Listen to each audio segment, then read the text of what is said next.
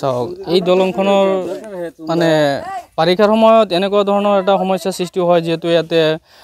দুইটা পাৰৰ আমাৰ কণ কণ ল'ৰা ছোৱালী আছে ইয়াতে দুটা LP স্কুল আছে তো গতিকে বাৰিষাৰ সময়তো স্কুলতো ল'ৰা ছোৱালী আপ ডাউন কৰিব নোৱাৰে গতিকে আমাৰ যেটো স্থানীয় গাঁও যেটো আছে সেই গাঁৱৰ মানুহে আমি প্ৰতি বছৰত দুবাৰ তিনিবাৰকৈ আমাৰ কেতিয়াবা এই বাহৰ দলংখন বনাব লগা হয় তো এই ক্ষেত্ৰত আমি আমাৰ বিধায়ক চৰণ বড়ো আছে ইয়াৰ লোকেল MCLA যিখন আছে ফ্ৰেছ মুজাহাৰী তেখেতেও কোনো ধৰণৰ ব্যৱস্থা লোৱা নাই তো বিধায়ক চৰণ বড়োৱে ইলেকশ্যনৰ সময়ত আমাক প্ৰতিশ্ৰুতি দিছিলে যে এইখন দলঙৰ কাৰণে তেখেতে কিবা এটা সাহায্য আগবঢ়াব কিন্তু তেখেতে মানে এই প্ৰতিশ্ৰুতিটো আজিলৈকে ৰাখিবলৈ মানে অমান্তি কৰিছে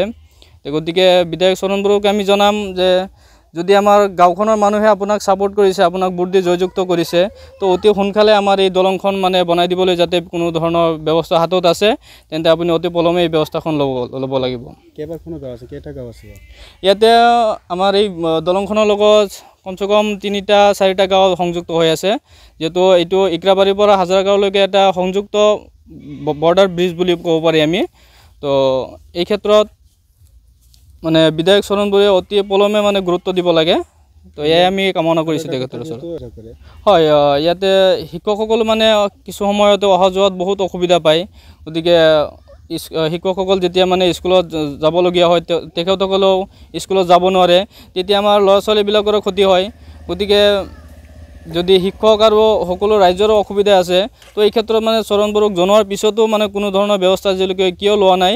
তো আমি জানিবলৈ চেষ্টা কৰিম আৰু লগতে আমাৰ जो रानिंग सरकार হৈ আছে प्रमोद बड़ो सरकार तेखেতৰ জৰিয়তে যাতে আমি কোনো ধৰণৰ সুবিধা ইয়াত পাওঁ তাৰো আমি আশা ইয়াত কৰিছো